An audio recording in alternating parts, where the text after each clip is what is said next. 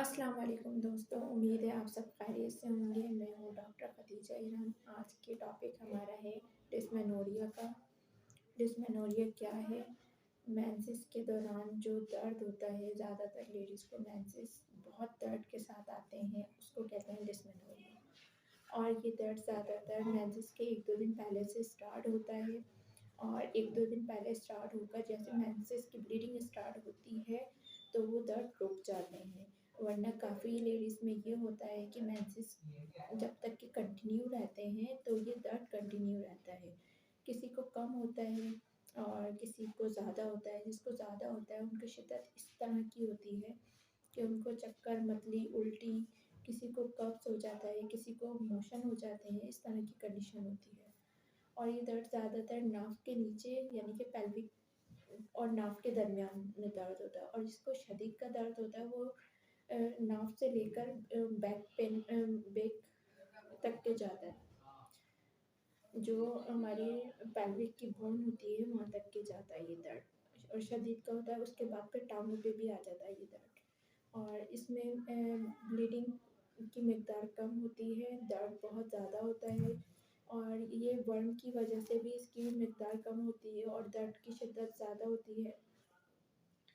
इसके अलावा इसके अलावा ये दर्द से मरीज़ा बेहोश होने की कंडीशन में आ जाती हैं। जब इस तरह के दर्द हों, मेंसेस में शदीद का दर्द हो, तो हम घरेलू टोटके के तौर पे ये भी इस्तेमाल करवा सकते हैं कि 1 गिलास गर्म दूध के अंदर अंडा फेंट के भी दे सकते हैं, उससे दर्द फ़ौरी तौर पे कंट्रोल हो जाता है। वरना 1 गिलास गर्म दूध के साथ हाफ़ बॉयल अंडा भी दे सकते हैं। और ये किस तरह की लड़कियों में दर्द होते हैं, मैं ये आपको बताऊँगी। जो बहुत ज़्यादा हेवी जिस्म की होती हैं और जो बहुत ज़्यादा ऑयली और जंक फूड, फ़ास्ट फूड खाने की शौकीन होती हैं, उनके अंदर इस तरह की पेन कंप्लेंट बहुत ज़्यादा होती है और पेन होते हैं ये दर्द। जब उनको मेंसेस स्टार्ट होते हैं तो ये दर्द बहुत ज़्यादा शदीद के होते हैं क्योंकि अंदर बर्न हो जाता है तो मेंसेस होने में बहुत ज़्यादा प्रॉब्लम का सामना करना पड़ता है उनको और तकलीफ़ बहुत ज़्यादा होती है और ये दर्द बहुत ज़्यादा शिद्दत के होते हैं। ठीक है। और कुछ लड़कियाँ जिस्मानी तौर पे इतनी वीक होती हैं, उनके अंदर खून की कमी की वजह से भी जब मेंसेस के दिन हो, खून की कमी हो तो भी इस तरह के दर्द हो जाते हैं। और वो मतलब खाने-पीने में भी बहुत बेहतियाती करती हैं, मतलब खाने-पीने की आजकल की लड़कियाँ ज़्यादा शौकीन नहीं हैं, जो चीज़ें उनके लिए फ़ायदेमंद हैं। और वैसे तो एक्स्ट्रा चीज़ें बहुत लेती हैं, पर जो चीज़ें उनके लिए फ़ायदेमंद है, फ़ायदेमंद चीज़ें क्या है? दूध का इस्तेमाल करना चाहिए, फ्रूट का इस्तेमाल करना चाहिए, ड्राई फ्रूट वगैरह का इस्तेमाल करना चाहिए। ये सारी चीज़ें उनके लिए फ़ायदेमंद है, जो ये लोग इस्तेमाल नहीं करती। और ये जंक फूड फ़ास्ट फूड पे आती हैं, तो इस तरह की कंप्लेंट में तो आएँगी वो कि मतलब उनकी इस तरह के दर्द होते हैं। तो अब इस तरह के दर्द में जो मुब्तला होती है, मैंने घरेलू टोटका तो बता दिया। हमारा जो मेन पॉइंट है वो होम्योपैथिक मेडिसिन का है। मैं आपको बताऊँगी कि होम्योपैथिक मेडिसिन के साथ में इस तरह के घरेलू टोटके भी इसलिए भी इस्तेमाल करती हूँ कि ज़रूरी नहीं है ये वीडियो सिर्फ मेडिकल वाले देखें, घरेलू ख़वातीन भी देख सकती हैं ताकि उससे ये फ़ायदा उठा सकें। ठीक है? तो सबसे नंबर 1 पे जो हमारी आती है वो है बेलाडोना।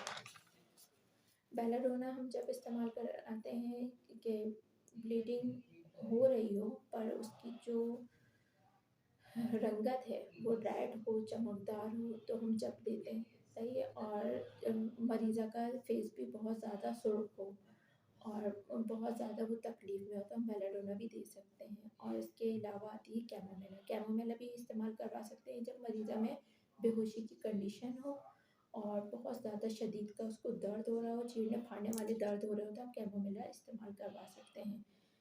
सीपिया आ जाती है, सीपिया हम कब इस्तेमाल करवाएँगे? सीपिया जब इस्तेमाल करवाई जाती है जब मेंसेस के 1-2 दिन पहले से वाइट डिस्चार्ज हो रहा हो, तो उसके बाद मेंसेस स्टार्ट हो और मिक़दार में कम हो और दर्द शदीद का हो तो हम सीपिया भी इस्तेमाल करवा सकते हैं, ठीक है। और उसके बाद आती है कैलकेरिया कार्ड। कैलकेरिया कार्ड किस तरह के पेशेंट के लिए इस्तेमाल करवाई जाएगी?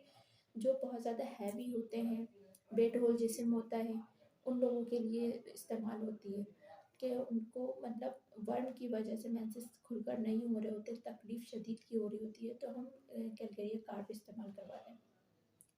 अब इस तरह के पेशेंट के लिए परहेज़ भी है, उनको चावलों का परहेज़ करना चाहिए, बादी चीज़ों का परहेज़ करना चाहिए, ऑयल का परहेज़ करना चाहिए, इस तरह की चीज़ों का परहेज़ लाज़मी होता है। और खाने-पीने में ये कि नीम गर्म दूध तो लाज़मी लेना चाहिए। नीम गर्म दूध से ज़्यादातर पेशेंट का पॉइंट ऑफ व्यू होता है कि हम मोटे हो जाएँगे, पर ऐसा कुछ भी नहीं होता। नीम गर्म दूध से इंसान का जो ओरिजिनल स्ट्रक्चर है वो आता है बाहर, और इसके अलावा वेट नहीं गेन होता। ओके। और इसके बाद हम आते हैं कोलोफाइलम पे। कोलोफाइलम हम जब देंगे, ज़्यादातर पेशेंट आके कंप्लेंट करते हैं कि हमें मेंसेस के दिन कम करीब आ रहे हैं और हमें सीने में तकलीफ़ हो रही है, मतलब ब्रेस्ट में भी तकलीफ़ हो रही है, टाँगों में, कमर में, सब जगह दर्द हो रहा है, तो हम कोलोफाइलम इस्तेमाल करवा सकते हैं। सही है। और इसके बाद आ जाते हैं हम नक्स वोमिका। नक्स वोमिका हम कब इस्तेमाल करवाएँगे, जब पेशेंट को कफ भी हो। कफ जब होता है तो हम नक्स वोमिका पे आ जाएँगे। पेशेंट को दर्द हो शदीद का, मेंसेस खुल के नहीं हो रहे हैं और उसमें दर्द बहुत ज़्यादा है और कफ भी है, तो हम नक्स वोमिका पे आ जाएँगे, ठीक है। अब ये तो हो गई होम्योपैथिक की मेडिसिन। होम्योपैथिक मेडिसिन में से मैं एक मेडिसिन ऐसी भी बताऊँगी कि आप लोग घर पे मँगवा के इस्तेमाल कर सकते हो, वो हर तरह के दर्द के लिए बहुत फ़ायदेमंद होती है, ठीक है। अब जो ये होम्योपैथिक मेडिसिन हो गई हैं, अब ये है, इसका जो इलाज है, ट्रीटमेंट है, आपको कोई करीबी क्लिनिक पे या आप मुझे कमेंट्स करके पूछ सकते हैं कि हमारी ये कंडीशन है, हमें कौन-सी पोटेंसी में और कौन-सी दवाई इस्तेमाल करनी चाहिए, तो वो मैं आपको गाइड कर दूँगी, या आप करीबी कोई डॉक्टर से गाइडेंस लेकर इस्तेमाल कर सकते हैं।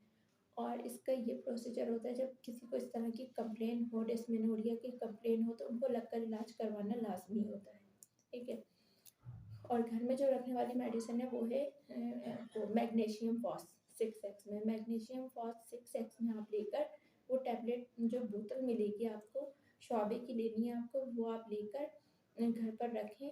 और अगर छोटी टैबलेट हो तो आप 6 टैबलेट थोड़े से नीम गर्म पानी से हर 2-2 घंटे के बाद मरीज़ को देंगे, तो उनको बहुत ज़्यादा रिलीफ़ होगा, दर्द वगैरह में कमी आएगी।